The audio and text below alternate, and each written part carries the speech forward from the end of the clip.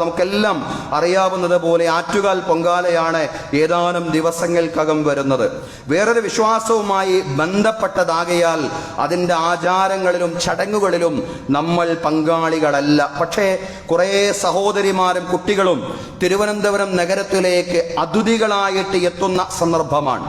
അവരുടെ ഏറ്റവും നല്ല ആതിഥേയരായിട്ട് മാറാൻ നമുക്ക് സാധ്യമാവണം.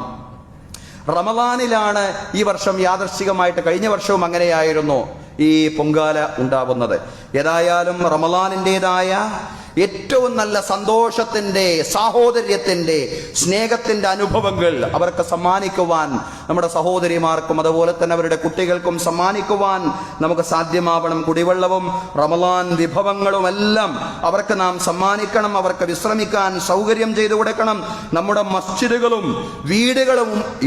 മസ്ജിദുകളും വീടുകളുമെല്ലാം അവരുടെ മുമ്പിൽ പൂർണ്ണമായും തുറക്കപ്പെടുന്ന ഒരു സാഹചര്യം തീർച്ചയായും ഉണ്ടാവേണ്ടതുണ്ട്.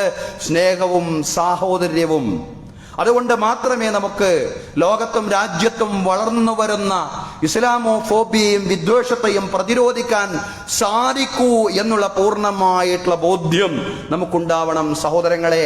അതിനുള്ള നമ്മുടെ സ്നേഹത്തിന്റെ, സാഹോദര്യത്തിന്റെ നല്ല നല്ല ആവിഷ്കാരത്തിലുള്ള സന്ദർഭമാണ് ഇതുപോലുള്ള സന്ദർഭങ്ങൾ എന്ന് പറയുന്നത്.